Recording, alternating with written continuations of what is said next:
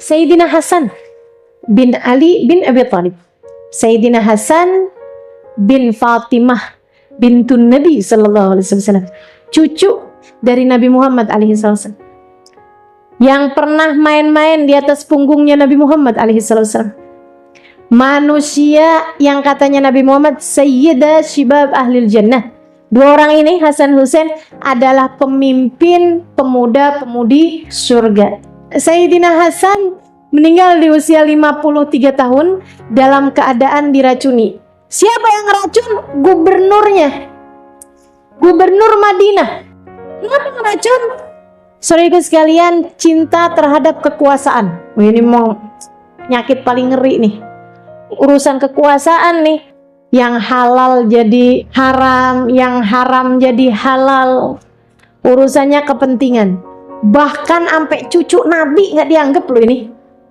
Gara-garanya dia ngerasa, nih kayaknya orang Madinah selagi Hasan masih hidup lebih dengerin dia daripada saya. Nggak demen si gubernurnya Madinah ini sama Sayyidina Hasan. Dia bikin taktik strategi, bayar orang yang ngelamar jadi pelayannya Sayyidina Hasan. Sayyidina Hasan nggak ada kecurigaan apa-apa, semuanya baik-baik aja. Saudara sekalian, sehari, 2 hari, seminggu, 2 minggu, orang bayarannya gubernur naruhin racun di minuman paginya Sayyidina Hasan. Saya nggak tahu minuman paginya beliau, pokoknya minuman pagi Sayyidina Hasan dikasih racun di situ.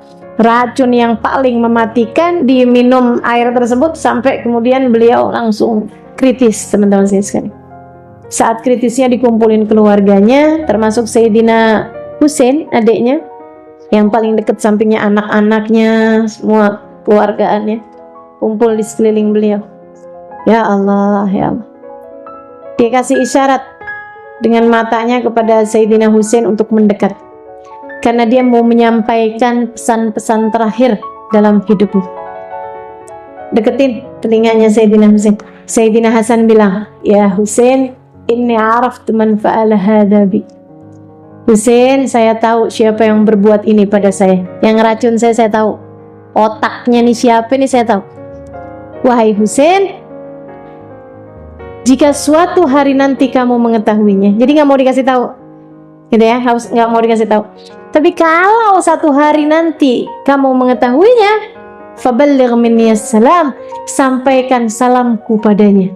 Lahu, sampaikan padanya, anni qad afautu an, saya sudah memaafkan dia. Saudara sekalian dengar, yang habis itu meninggal loh ini. Sebutkan karena diracun seorang pejabat yang datang sama beliau. Itu sampaikan padanya, saya sudah memaafkan dia. Akhlakul karimah, saudaraku sekalian.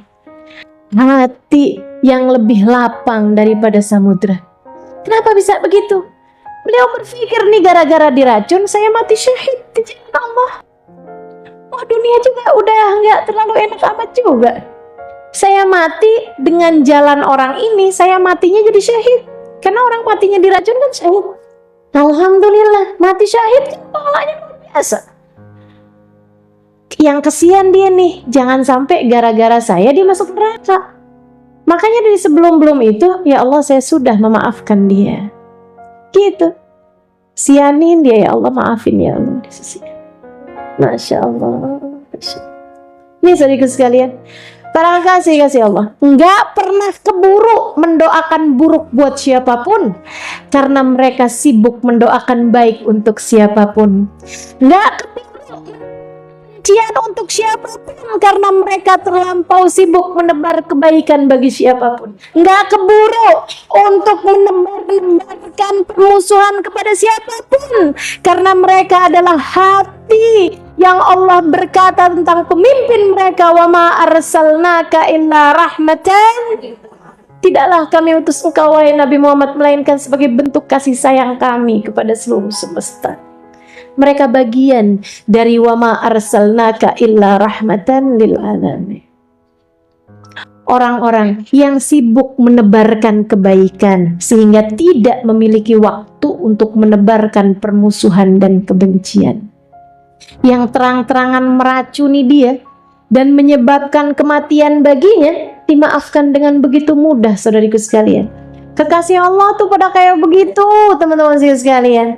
Nggak pernah ngelihat dirinya terdolimi, walaupun kenyataannya memang terdolimi, tapi nggak pernah melihat dirinya terdolimi. Kenapa? Karena kalau ngelihat dirinya terdolimi berarti ngelihat perbuatan Allah dolim kepada dia, karena dia tahu nggak ada sesuatu apapun, siapapun bisa berbuat kedoliman, nggak ada siapapun bisa melakukan apapun tanpa izin Allah, kan begitu? Jadi kita melihat Allah semua tuh.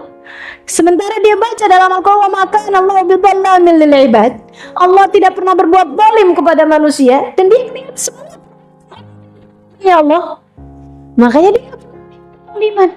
Teman-teman sekalian saya muliakan, makanya dia selalu bisa menebarkan kebaikan karena dia ngelihat semuanya adalah apa yang Allah Subhanahu wa taala telah tetapkan dalam kehidupan. Gak ada sesuatu terjadi kecuali dengan izin Allah.